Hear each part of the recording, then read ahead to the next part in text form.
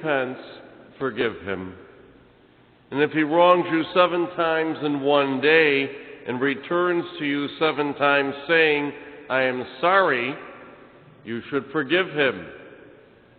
And the apostle said to the Lord, increase our faith. The Lord replied, if you had faith the size of a mustard seed, you would say to this mulberry tree, be uprooted and planted in the sea, and it would obey you. The Gospel of the Lord.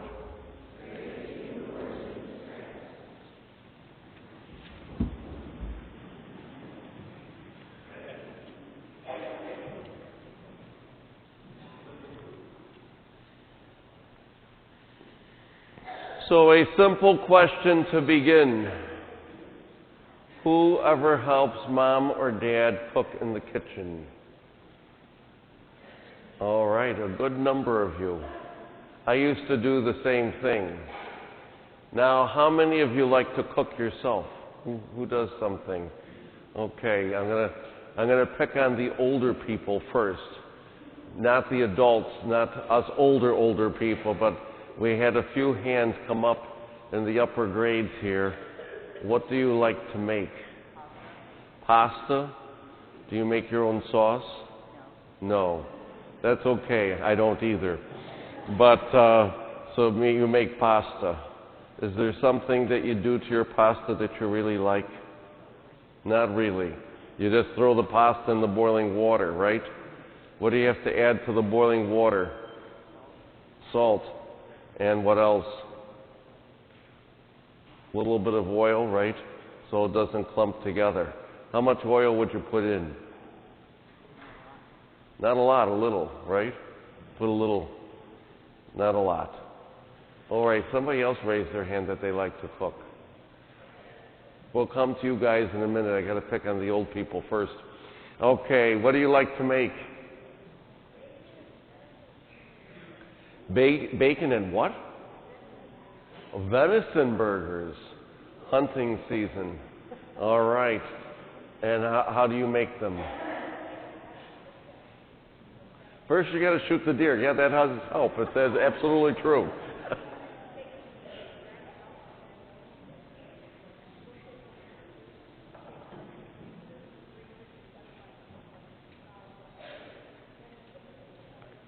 Boy, you got it down to a science. Do you add anything to this ground up venison meat?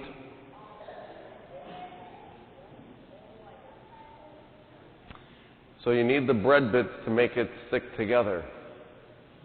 You need the oil to make sure it doesn't clump together. Okay, what else do we like? PB&J, peanut butter and jelly. The old traditional. Love it. Monsignor McHugh, who was the founding pastor of St. Amelia's, had peanut butter and jelly sandwich every single day for lunch. I lived with him for a few years. Every single day, peanut butter and jelly and 3 chocolate chip cookies with a glass of milk. Key to life. He lived to be 95. So, key to life. What do we like to make, Connor? Steak? What do you do to your steak? Salt and pepper. A lot of salt and pepper or a little salt and pepper? A lot of salt and a little pepper. And what does the little pepper do? Oh, you don't like pepper. So that's why it's a little pepper. All right, I accept that. That's good. What else? Mac and cheese cups. So you just add water and throw it in the microwave. Very easy. I like it. How much water do you add? Or is there no water? Pardon? To the fill line. Well, you follow directions. I like that. And what else? Another steak. What do you do to your steak? Salt, pepper, and garlic powder. How much garlic powder? A little less than the amount of salt. Pizza. You make your own pizza? That's good. And what do you like in your pizza?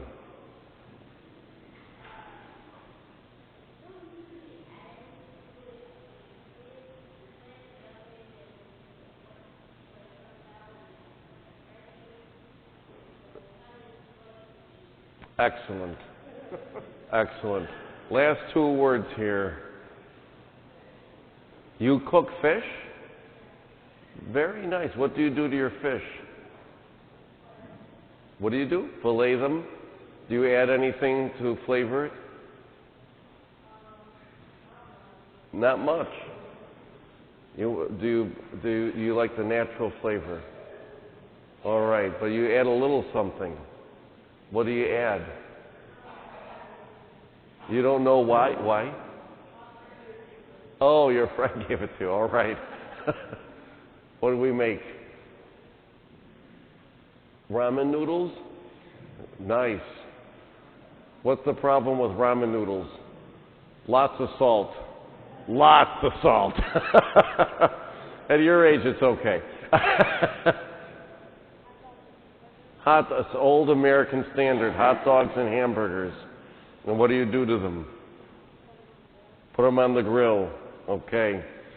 So, all good answers. We'll get to you guys in a little bit.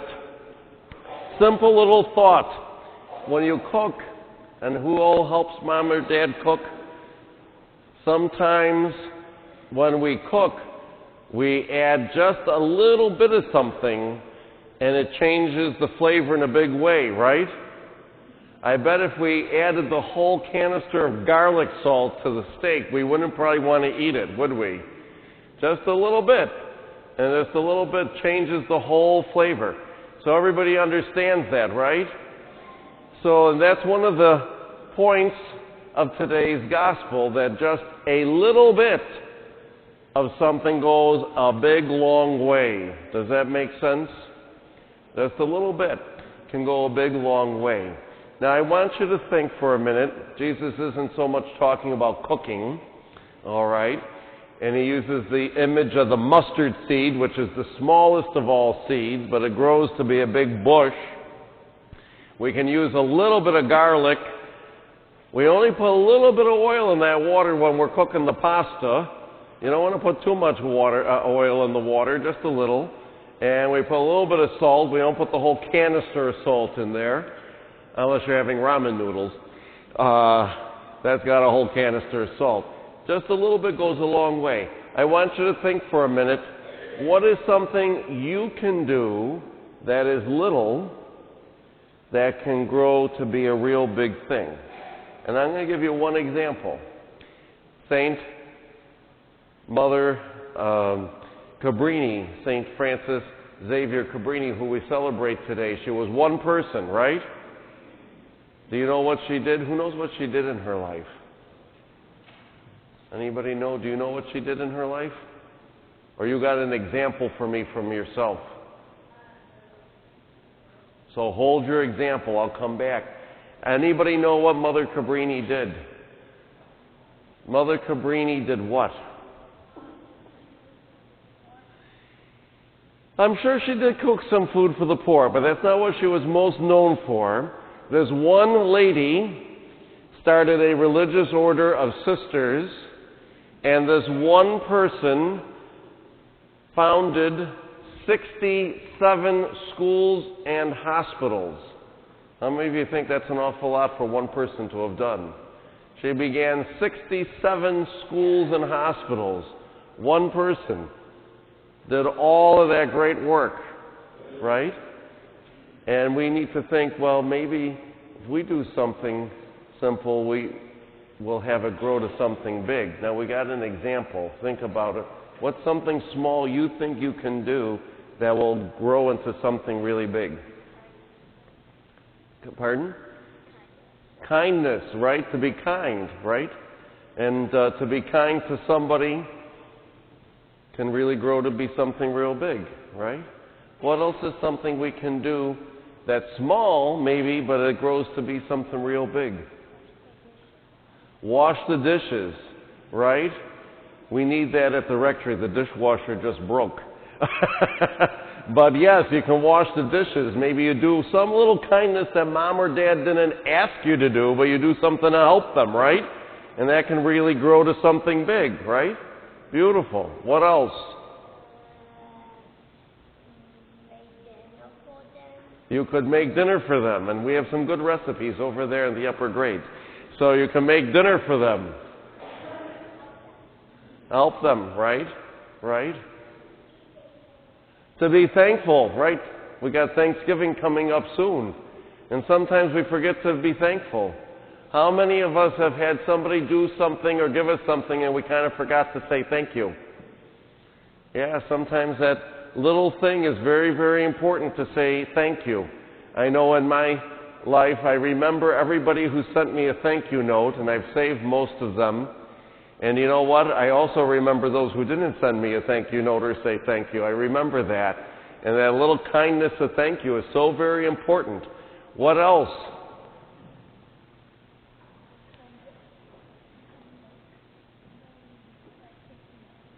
You can make them breakfast in bed. Now, since your father is a professional chef, I would suggest having him help you do that for your mom.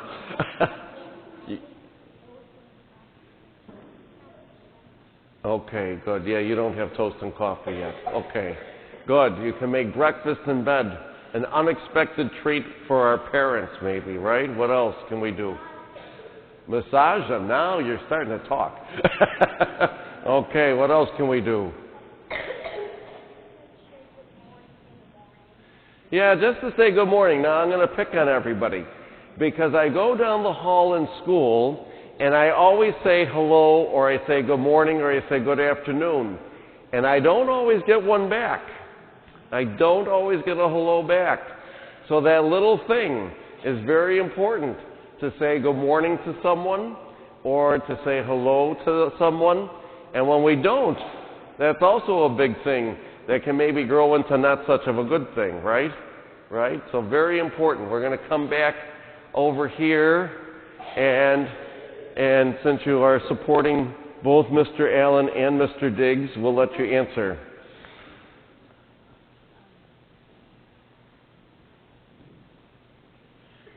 You can think about it. Think about it. You can give someone a present. Okay. And that can go a long way, right? You can make a drawing for them. Right? Sometimes those little things that we make, I love when many of our parishioners, our young people, make refrigerator art. What's refrigerator art? Do you know what that is? Well, how many of your parents put things that you drew or painted on the refrigerator or hang it up someplace, right? Anytime anybody gives me that, I hang it up on the refrigerator. These are all good examples. I want you to think, every single day, what little thing can I do that can grow to be a big thing? Just think about that. Because for me, you know what happens sometimes?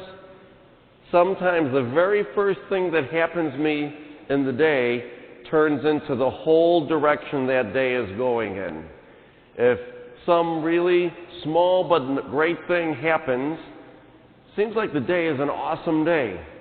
And sometimes if somebody, the first person, kind of is angry and gets me upset over something, the whole day becomes a bad day. How many of you have ever experienced that? That one little thing can change your whole day, right? And that's what you need to think about. And those little things can be what you just said about doing things at home. Can be little things like when you have a new person come to our school, to ask that person to sit with you at lunch. It can be a little thing like going up to that new person in school and introducing yourself and kind of becoming their friend right away. That little thing can change to be a real, real big thing. And that's what Jesus is saying. It doesn't take much faith to have it really grow into something big. It's not that Jesus is kind of saying you don't have enough faith. He's saying all you need is a little bit of faith. He's kind of encouraging us, really. All you need is a little bit of faith. And that little bit of faith, that little bit of good action can really burst into something huge. And I'll give you one for example. And then we're going to move to the second point and then move on with the rest of the Mass. But I remember many years ago when my mother passed away, and we had the wake. It was a 2-day wake, and Mrs. Krosinski was there, she knows. The line was outside the door, standing outside, waiting to get in. And a lot of people came to see us. And I remember one man in particular, I don't remember his name. And he waited in line for over an hour. And he came up to me and he said who he was. And he said, "You probably don't remember me." And you know what? He was right. I didn't remember him. And he said, "But a couple years ago, my mom died and you had the funeral and you were very kind to us. And when I read in the newspaper that your mom died, I had to come to do for you what you did for me." Little kindness. I didn't even remember it. I didn't even remember it. But that little kindness went a long way. Does that make sense? Remember, a little kindness goes a long way. What is something that maybe is hard to do in our thoughts, but isn't so hard to do, that Jesus is talking about in the gospel? That's a hard question, because it was the big part of the gospel. What is it? Bingo, 100% right, forgiving people. How many of you think sometimes we think it's real hard to forgive? Right? How many of you think it's real hard to go and ask somebody, "Will you please forgive me for what I did?" Kind of hard to do. And when you actually do that, how many of you think, "Well, that wasn't so hard after all"? Wasn't so hard after all, right? Jesus in the Gospels always tells us over and over and over, forgive, forgive, forgive, forgive, right? Now, how many of you have ever had it happen where somebody did something mean to you and you didn't want to forgive them and it made you angry like all day or even longer, right? Or maybe you were upset all day or even longer. The power to forgive is two sides. One side, when we forgive people, we let them off and say, "I forgive you, I still love you, I still care about you." And you kind of make them be at peace, right? And happy. The other part is you let go of it yourself. So often I've met people who for many, many years never forgave, and they've lived in anger. I remember one funeral I had here at St. Gregory's. The family didn't get along. I won't ask if you've ever experienced that, but the family didn't get along to the point that part of the family was sitting over here, part of the family was sitting over here, and part of the family was sitting underneath over there. That's how much they didn't get along. And they all warned me that they didn't get along. And you know what? I asked each one of them, "What happened that you don't get along?" And you know what they told me? "We don't know, because it was our parents who didn't get along. We were just trained to hate each other." Isn't that terrible? How many of you think that's terrible? It really was. I felt very sorry for them. It's a little thing to say, "I'm sorry," because an "I'm sorry" can grow into something big. We let go of it ourselves and others do. And it's a big thing if we don't say "I'm sorry" or forgive, because that too can grow into something really big that's not so good. Make sense? So most important, remember those little things we do go a long way, grow into something big. We can do a little good kindness, we can forgive someone, that goes a big way. But when we don't do that, unfortunately, it also grows into something big that's not so nice. Let us stand and offer our prayers to the Lord.